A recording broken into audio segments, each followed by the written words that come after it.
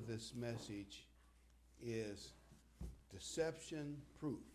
Like we say, one of our sons is drug proof. He would never, he's the kind of kid that they can't get to take drugs. Well, we want to become deception proof and thriving. Deception proof and thriving spiritually. And Ken was talking before the podcast, and he was speculating that this is like the first dry run of a new world order that intends to get people used to blind obedience and believing things that your common sense says, wait a minute, that doesn't make sense. Kind of like the dystopian 1984 following false deceptions. And if this is like the first wave, the first trial run, the later runs are going to get stronger and stronger. And eventually, of course, we'll get to the beast and the world worshiping a man and all the things that the book of Revelation predicts and Daniel predict. But for instance, let's take things that don't make common sense. Kindergartners wearing masks. You know anything about kids, you know they have runny noses. I could get more graphic. Other things, their mask is going to become a petri dish of germs. You just think about little kids in masks. You know what a disaster that's going to be. And Ron DeSantis, Florida, said they actually checked in the districts that had tight mask mandates, the kids had more sickness than the ones that didn't have masks, which makes sense. That's just not common sense.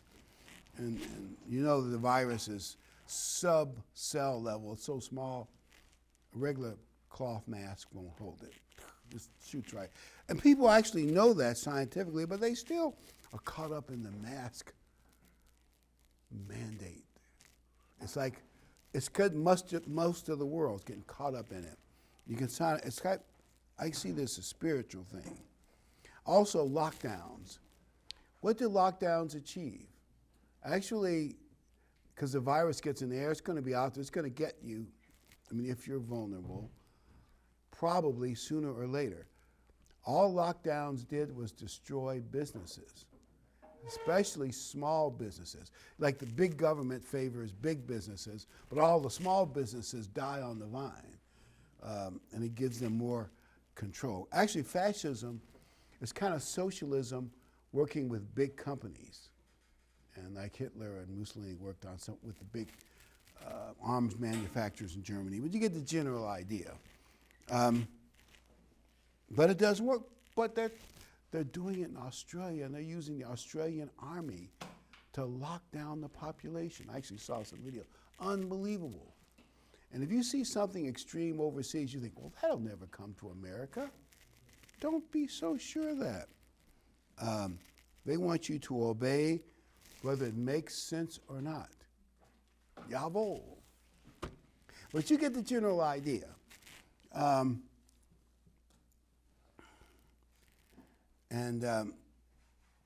have an antidote for this, but I'm going to reveal the antidote toward the end of the sermon. And not that it's all that surprising, but maybe it'll create a little drama for those who see the video for the first time. But step one to avoiding being deceived and thriving spiritually is to be a knowledge worker. And I mean a knowledge worker regarding the Bible and the basic truths of human behavior. Because that's what the Bible is. And all the things the Bible says not to do, as people do it, have repercussions. For instance, the Bible says sex should be confined to marriage. And as the world has undermined marriage, all kinds of stuff, the old sexual revolution, society is having more and more problems. I'm not saying I have the answer to all the problems, but if that one thing alone, for the most part, could be kept. I know there are problems, but if that were the general thing, we'd have so fewer problems in society, you wouldn't believe it. Bad teenage boys, I can elaborate, but you get the general idea. Ephesians 4:13.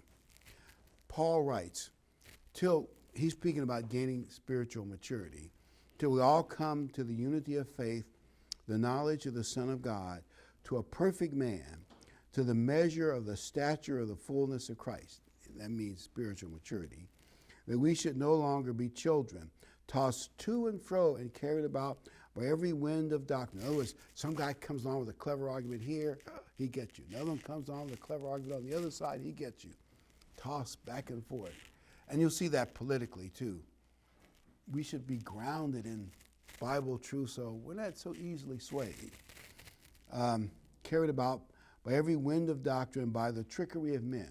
When it comes to arguments, people are very clever. You know, watch a debate tournament. They can switch sides and they can make either side seem very right. Cunning, craftiness, and deceitful plotting. 2 Timothy 2:15. 2 Timothy 2:15. Be diligent, present yourself approved to God, a worker. You know, just like if you were an electrician or a plumber, or you did drywall construction, a carpenter, you know, you should be knowledgeable about all that stuff they need to know to do it. Well, he's saying we should become like workers as far as understanding the Bible, who does not need to be ashamed, rightly dividing the word of truth. Notice, you know how to understand it, put it in proper context. A lot of people take a Bible scripture out of context, they don't understand, and they misunderstand it. So God says be a worker who knows the Bible. But the world says the exact opposite. Let me give you an example. I have reading problems because of some eye problems I'm getting into. So I was at Pam's house, and I was shocked to find on her, not shocked, but happy to find on her bookcase an NIV giant letter. I couldn't even find that online, Bible, you know, big giant letters. I was so glad to find out, you know, I tried to read it during that whole weekend, but there was so many relatives and stuff, I didn't get much done, but that's another story. But for various and sundry reasons, our suitcase, we couldn't get it in there, so I just carried it. We got to O'Hare Airport, and we had to spend an extra night at O'Hare because of they canceled a lot of flights, bad weather, and I couldn't sleep the night, so I'm tired and a little frazzled already. And our basket goes through with Natalie's purse, my hat, and the Bible. And it gets shunted in a special line. So I asked the guy, well, where is our thing? He said, and my wallet's in there too. He said, oh, it's in a special line. You got to go talk to the TSO officer. So he looks at it. I thought he was going to inspect Natalie's purse. Maybe she has some hair solution. This happened to her 7, 8 years ago. It has more than 2 ounces, like it could be a liquid bomb. Like Natalie's going to hijack an airplane. But that's how, and they've thrown some of her stuff that's hard to get away. No, that wasn't it. She even had a nail file. I think they once threw a nail file of her away too. Like she's going to hijack an airplane with a nail file. I'm not making this up. That's what I expected. No, he didn't look at her purse. He pulled up the Bible, shook it, opened it up, leafed through the pages, shook it again. It was the Bible that concerned him. Our government is telling our legal, because they're like airport police, that people with Bibles are dangerous. I'm not making that up. Yvonne Brighton told us about a decade ago, whenever she goes to the Canadian border and she has Bibles in her luggage, they hassle her about having a Bible. We said, well, that'll never happen in America. Now it's happening in America.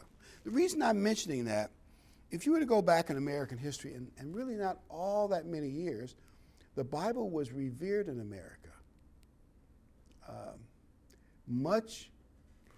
Well, you probably, if you read the Pilgrim's Compact and other things, it was all full of Bible. Well, I won't go into all American history, but just check American history. The Bible used to have even the Bible on the frontier. There's some books written about that. And, the Bible was revered in America, in American history. Now, our government authorities are telling certain police it's a sign of a potential terrorist. That's how far we have slipped. And maybe with my bald head, I might look dangerous, but Natalie certainly doesn't look dangerous. But at my age, I'm going to be hijacking any airplanes, taking over the country by force. You know, give me a break. But now, it wasn't too bad, the talking he gave us, so we survived it. I don't know if I'm going on a potential list of people to keep an eye on. But that's how it's, you better hide your Bible when you travel and hope they don't search it out and see. You think I'm laughing, don't you? That's how far truth has fallen in America. And it's a global thing. It's like there's a global fear that's being pushed by the global media to justify Orwellian deception. You know, if you read 1984 and some of those other similar books, the Department of Peace was really the Department of War. The Department of Truth was really the Department of Lies and Propaganda. And he goes through a whole list of those. Totally Orwellian deception. Well, that's what we're getting. We're getting bills in Congress. Whatever their label, they're 90% the opposite of that. They've been doing that for several years, but it's worse now. And we can talk details later. But they're deceiving the public, and the media, of course, is buying it. They're backing up every lie. I'll put it like this. The CDC blasted Florida. Turned out they inflated the statistics substantially. Now, was that a lie or was it an accident? I'll let you decide that. But it's gotten to the point where you can't trust certain government agencies, and you certainly can't trust our media.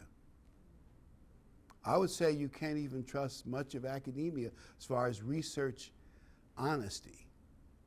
Maybe there's some play there, but you can play with statistics and make anything sound any way you want. Actually, I had a book at one time called Statisticians and Other Liars. You can lie with stats. It depends on how you play the base you use, and it's just, people are very clever. So when you read some stat that shows, oh, the world is ending. Anyway, the people that don't want to follow all the government stuff, they're killing us all. Before you panic and run out the door screaming, just realize you can't trust the stats. It's probably not as bad. They're intentionally scaring us, my opinion. They probably know it. Now, maybe a lot of the lower level media people, don't they believe what they're told? Maybe. So what we need is, since the government's going astray, we want to give you something from biblical history. In biblical history, there's a leader in Israel whose government actions and lies undermine the northern 10 tribes, which is known as Israel. When you read the Bible, you have Israel and Judah. Israel is the northern 10, Judah is the southern 3. Basically, that's it. Because of Joseph, they split into 13 tribes. Joseph got 2 tribes.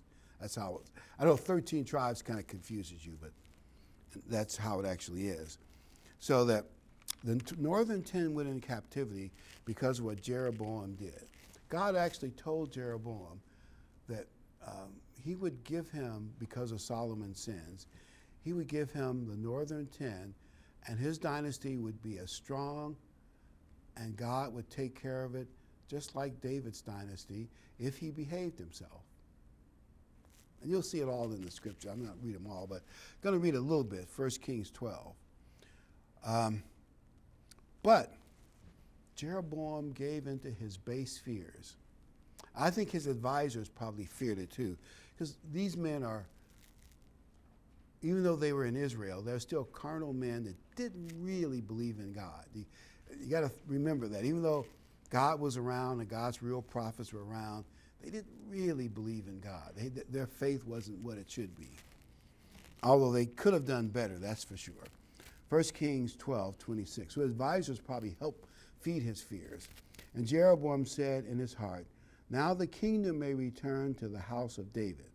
If these people go up to offer sacrifices in the house of Jehovah at Jerusalem, then the heart of the people will turn back to their Lord. In other words, he really thought Rehoboam, who's in the line of David, is really their real king, not me. And they're going to realize that when they go up to the Feast of Tabernacles. And most of the people, they didn't go to everything, but they almost all went to the Feast of Tabernacles. When they go to the feast, they're going to want him back. And Rehoboam, king of Judah. And they will kill me and go back to the king of Judah, Rehoboam. Now, he really had no reason for those fears because God actually told him that he wasn't going to take the kingdom away from him, Solomon, because of David. He loved David so much he wasn't going to take it away from David's son. But as soon as Solomon died, he would get 10 kings. And it all worked out perfectly. Rehoboam did stupid things, and so Jeroboam saw God's prophecy fulfilled. He was king of the northern 10. But he still gave in to his base fears and said, I want to make sure it stays this way, and I will pervert the religion. I'll make a counterfeit religion. In other words, he trusted cleverness and scheming and politics over faith in God. Verse 28, this is 2 Kings 12, 28. Therefore the king asked advice. His advisors were probably even more carnal than he was, is my opinion. So they probably, oh yeah, do it. He made 2 calves of gold. They probably were solid wood carved, and then they coat them with gold plating. But it's still a beautiful thing. You know, it sparkles, it's gold, it's on a big pedestal. And said to the people, and so young bulls, by the way, were a major thing in the pagan world. I don't know why. They worship powerful animals, sort of like some Native American tribes worship bears. Because, you know, in the forest, the bear is an apex predator. And bulls are all over the world, and some varieties of bulls are really powerful, big horns. You see them in the rodeos. So it fit paganism. He says to the people, it's too much for you to go all the way to Jerusalem. He's going to give you 2 convenient locations up north. Here are your gods, O Israel, which brought you out of the land of Egypt. In other words, God looks like these young bulls. It's the one that brought you out of Egypt.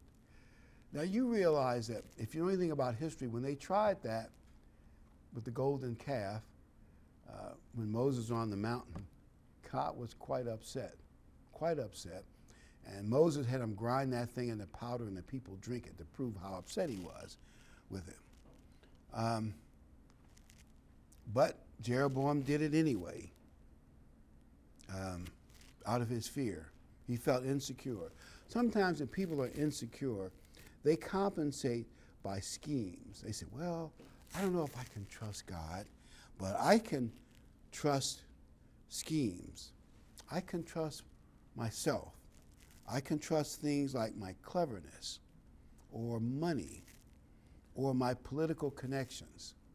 And I'm not saying anything wrong with saving money or being clever or having political friends that might help you someday, but really your trust, our trust must be in God primarily. Things like political connections, they can be gone just like that. Money, just like that. You know, you could have a 1929. Oh, maybe the best example is Germany. A lot of Germans have big savings, the Weimar Republic and all the bad things they did. All of a sudden their currency was worth nothing. Nothing. Just like that. It would take a wheelbarrow full of the marks to buy a few loaves of bread. Actually, we have I think it's a $100,000 bill from Venezuela. You got it at home. I'm going to show it to the grandkids. Give them a lesson in the danger of inflation, because they're not getting this in public school. That thing is worth about, I think you couldn't even buy a couple rolls of toilet paper in an American store with what that thing is worth now. Venezuela currency. Anyway, and there's some other countries that have had Zimbabwe. Some others have had that horrible experience. Already, because of the overspending, already inflation's going, about 10%. And they keep saying, well, it'll end soon, it will end soon.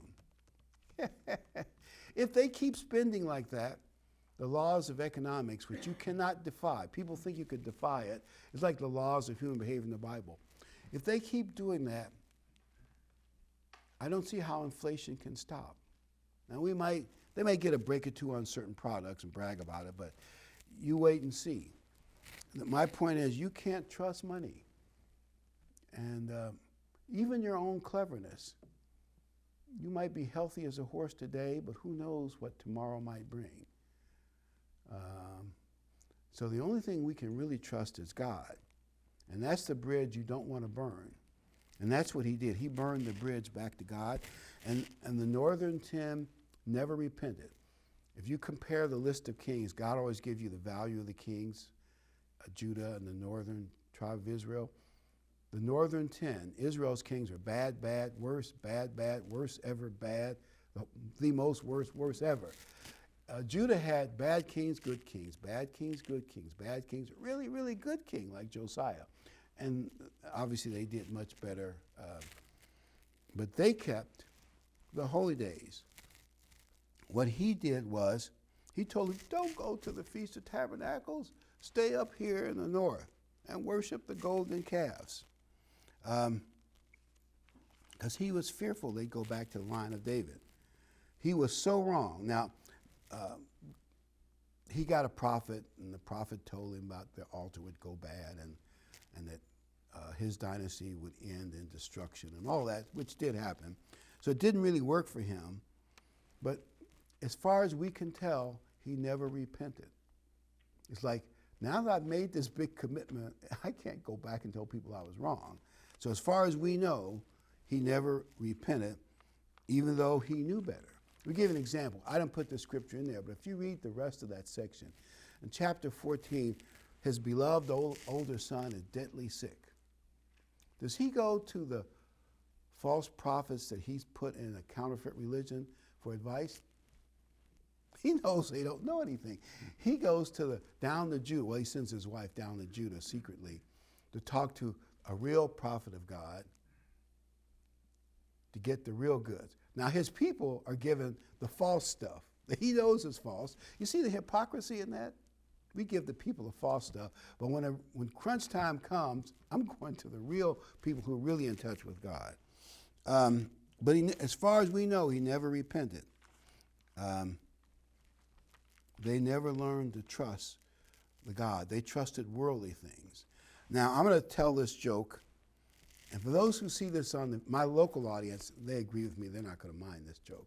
But for those of you that mind this political joke, feel free to find out my email address is out there somewhere, and you can email me and give me your thoughts on a political joke, and I will read it and consider it. This is called Communist Democrat. Okay. A Republican in a wheelchair entered a restaurant one afternoon in the future, and he asked the waitress for a cup of coffee. The Republican looked across the restaurant and asked, hey, is that the prophet from God that's doing miraculous things? Is that him sitting on the other side? The waitress says, yes, that's him. The Republican said, well, send him a cup of coffee free from me. Just tell him thank you for what he's doing. And she did it. The next patron walked in was a libertarian who had a hunchback, really hunchback, spinal disease. And she also asked the waitress about the prophet of God who's done wonderful teachings and great healings. And he said, yeah, that's him, the waitress said. She said, well, just privately send him a nice cup of herbal, healthy tea. You don't even have to tell him I sent it to him. Just tell him we admire the good work the prophet is doing. So a third patron came to the restaurant. He was a calm dim on crutches. He was on crutches. He hobbled to the booth, sat down, and hollered real loud, hey there, honey, how about getting me a cold mug of Miller High Life? Maybe he's one of those Texas Democrats that ran off from Texas with their cases of Miller High Life. Anyway, and he, and so he asked about the prophet as well. And yeah, that's the prophet. He said, so that's one of God's boys, huh? And the waitress says, yes, that's him. And so he loudly proclaimed to everybody in the restaurant, real loud, I'm going to buy him a Miller High Life on me. And he chuckled. So when the prophet got up to leave, He passed by the Republican, said, "Thank you for your kindness," touched him, and healed him. All of a sudden, he bounced out of the wheelchair. He was walking. He walks to the Libertarian, touches her, thanks her, and all of a sudden, she straightens up. He walks over to the calm dim and gets ready to touch him, and he says, "Don't touch me. I'm on government disability."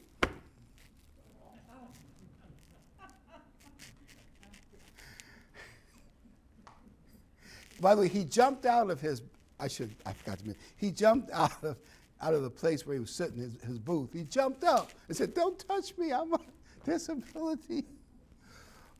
Now, the point of that joke is, maybe it's a bad joke, but the point of that joke is, there are people who are being told right now that being on government free money, now nothing's really free, but I won't go into that later. You know, we get to go college free. They're going to give them daycare free, at least early daycare, I think, like Head Start when they're 3, 4, and 5 till they go to kindergarten. So you're going to get daycare free and the first 2 years of college free. Actually, as I said, nothing's free, but they're telling them that. They've changed originally they had, if you're a taxpayer, you get certain tax credits for children. Well, they've changed that, where you don't actually have to pay any taxes to get the credit, and they send it to you every month, regardless. It's actually become a form of welfare payment. They're also sending extra money to people that are unemployed, beyond even the regular unemployment, which they've increased as well, to the point that a lot of workers say, "Why should I bother to go to work? I'm making more money, or almost as much money, sitting at home without being hassled by my horrible supervisor on the job." And almost every, especially small businesses, are struggling to keep workers. Now, the lie is that being on government welfare is a blessing and it's good for you. By the way, I'm not against being on welfare if you need it, if you're really disabled, or for maybe a year or two you're between jobs, you have some crisis. So I'm not against people getting help. But can you see what they want to do, and they're starting to do it, is they're buying votes. That's my opinion. They're buying votes. You get a large chunk of the population, the lower classes, on free money. They all think that's a blessing and a gift. It's a curse. Literally, you talk to people who've been on, or they know people, usually it's women, on welfare several generations. It undermines their character, undermines their health. It really is, it undermines your pride, because you get a normal, even if it's a bad job. And I'm not saying I was a great worker in bad jobs. I probably resented some of the bad jobs I had as a teenager and a young man. But you do get a certain something out of doing even a bad job, right? Even a dirty job in a foundry or in a fish market. I worked at a fish market scaling fish. But there's a certain something you get out of contributing. All that is taken away from you. And it's bad for people. But the media and the government will make you think they're doing you a favor. They're not doing you a favor. Let me give you the best historical example. It's called the Rabble of Rome. As the Roman Empire got bigger and richer and more whatever, different ones, because the Roman people in Rome could vote for consul and other political jobs as you moved your way up to the top of the Roman Empire, as it became a republic, they bought votes. Actually, you had to have rich supporters to pay your campaign. They paid for games in the circus, the big arena, and the rich candidates would give the poor people one of the biggest shows where they killed wild animals and killed people and all kinds of things, horse races and chariot races and human races and a lot of violence too. And where at the end the gladiator could decide whether to kill the victim or not, and the crowd all is thumbs down, kill him, thumbs up, spare him. You've probably seen some of those movies. And they all got free wine and bread. And they became the rabble of Rome, we might call it the inner city. totally spoiled, didn't have to work. They got free entertainment, and they got free food. And I guess if they had an apartment, it was free for them. Well, what happened was those people became so, unlike the Roman Empire in the earlier centuries, those people of Rome became so weak, they couldn't be in the legions. They couldn't be trusted as workers because they were just out of shape, weak, and undisciplined. And the Roman Empire had to have almost all their legions made up of foreigners. We might call them mercenaries. And that did work for a while. Can you see the danger of having your empire guarded? Now, they did say if you stay in the legion so many years you're successful, you get citizenship. So there was some. But can you still see the danger of having your empire guarded by foreigners? And eventually that was, well, the rabble of Rome and them not being able to be soldiers. And I'll bet you if they were to bring the draft back, not that the draft worked so well in the days of Vietnam, but I'll bet you money, if they were to bring the draft back, a large chunk of young people in the inner city couldn't get in the Army. They couldn't pass the physical, they couldn't pass the, not that the Army IQ test is all that big, it's just for basic high school stuff. They couldn't pass the IQ test, and they couldn't pass the drug test. I've heard stories from recruiters that a fair number of young men signed for the Army. After 1 month of basic training, either they're kicked out or they quit. I can't take it. And by the way, the basic training, unless you're in the Marines, with the exception, is not as tough as it used to be. And they can't take it. I would guarantee you they'd have to wash out a high percentage. Now, maybe here in flyover country, we're not quite as spoiled yet. We might do all right. But I'll bet you in big cities like New York, Chicago, LA, San Francisco, maybe a few others that I better not mention, that would be the case. In other words, free food, free entertainment. I think they're going to give free Wi-Fi. At least in the past, they've given free cell phones to people as well. It's not good for people. And by the way, nothing's free. You're going to pay for it. It'll be indirectly paid for it, but nothing is free. And you think free college is free? Actually, it's just going to make college less meaningful. It's a place to brainwash kids. And less valuable. I guarantee that too. Nothing is really free. So this permanent welfare is a big lie. And I think the Dems know what they're doing. Will they get a large population hooked and bring in maybe another lower class with the open border who want to get on all the goodies? Probably. Will they be able to buy enough votes to stay in power? I guess time will tell. But can you see that's going to lead to the demise of the country? Just like the Northern 10 fell, they went into captivity and God wasn't happy with them and all that. Just like the Roman Empire fell, it's bad. Not working is a curse. Rome learned the hard way. And there are a lot of books written about the fall of the Roman Empire. Jeroboam gave Israel 2 curses. And I want to read 1 Kings 12:29. 1 Kings 12:29. And he set up one of the golden calves in Bethel and the other in Dan. Now, this thing became a sin, for the people went to worship. In other words, I want you to have the easy thing. Going all the way to Jerusalem for the feast is too hard. I'm going to give it to you local, so you don't have to put out any effort. If you don't have to put out any effort, it's something as valuable. It isn't. But, make it easy for people. Stay at home. Jeroboam ordained a feast on the 15th day of the 8th month.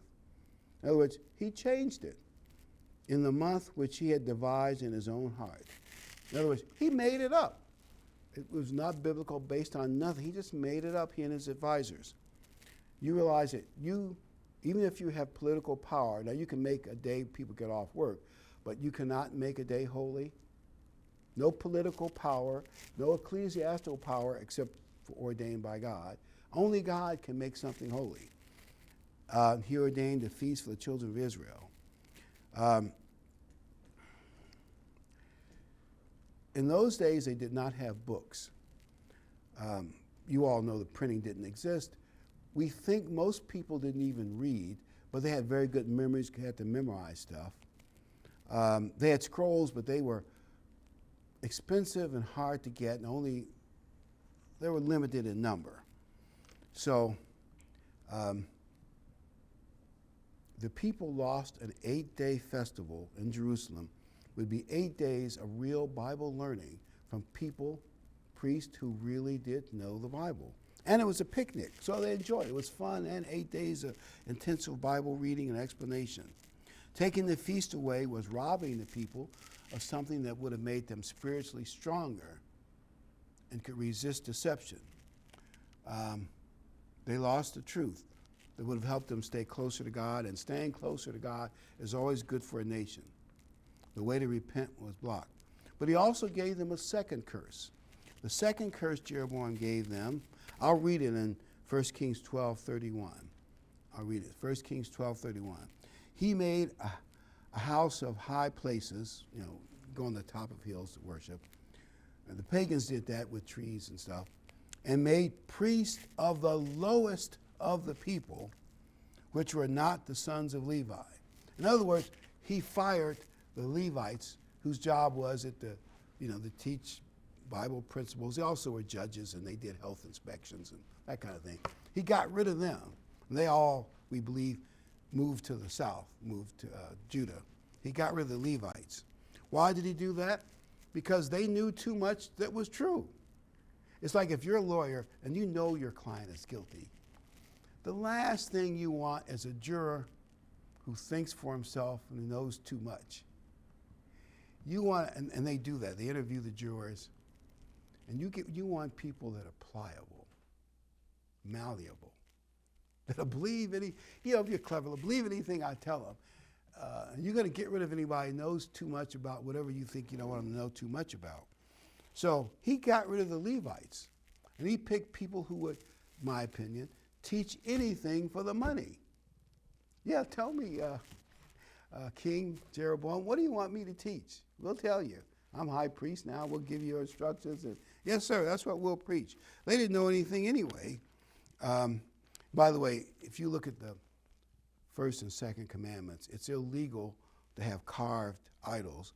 People like having something physical to look at, like a statue of what they consider a saint or all kinds of things. People like something to hold in their hand, wear around their neck, that they think is a connection to God. But God is spiritual. We have to worship him in spirit and truth. And no physical artwork, no matter how beautiful it is, Michelangelo or anybody, can capture God. You just have to know that and avoid that kind of idolatry. And the golden bull is anathema to God. Well, people cannot thrive without knowledge. So they didn't have the Levitical priesthood. At least most of the time, they were supposed to know the rules about God had the main worship done in Jerusalem for quality control purposes. That's where the best trained priests were. And you get out in the countryside, more loosey-goosey stuff can happen. But at least the Levites were supposed to have knowledge. You get rid of the teachers, you're getting rid of the Bible, because in a sense, the Levites were the Bible for the average person. There were no books around. Scrolls were maybe a few Levites here and there might have the 5 scrolls of the Moses' writings, but it wouldn't be available for most people. Now, of course, you can get a Bible anywhere and read it, but it was the priests were the Bible. They would tell you what the law said about mildew and all kinds of things. There are all kinds of laws, and there are health laws and marriage rules and all kinds of things. Well, without the teachers, and you put false teachers in there, the people are vulnerable to every kind of lie. Can you get the feel that that's where America's headed? And many churches, I hear people on AFR complain about churches that are accepting CRT. And one excuse, this is a major denomination, used to be considered conservative. They're saying, well, we don't actually put it in our doctrines, but it's a tool that pastors can use. What? That's pure racism and communism. And by the way, it was invented by a communist in Europe because they were losing the worker owner argument wasn't working for them. They're looking for new things, and that's one of their new things to divide people by so they can gain control. But churches are being sucked into that. And it's hard to find places where there's a lot of truth. And I'm thinking it's going to get harder and harder. There's even a prophecy that says there'll be a famine of truth near the end. We can argue about what that means, but at least one thing I think it means, there's going to be less and less truth available. And you certainly can't trust the media and academia, can you? By now, we know them pretty well.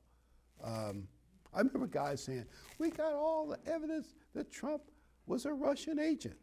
I think, what?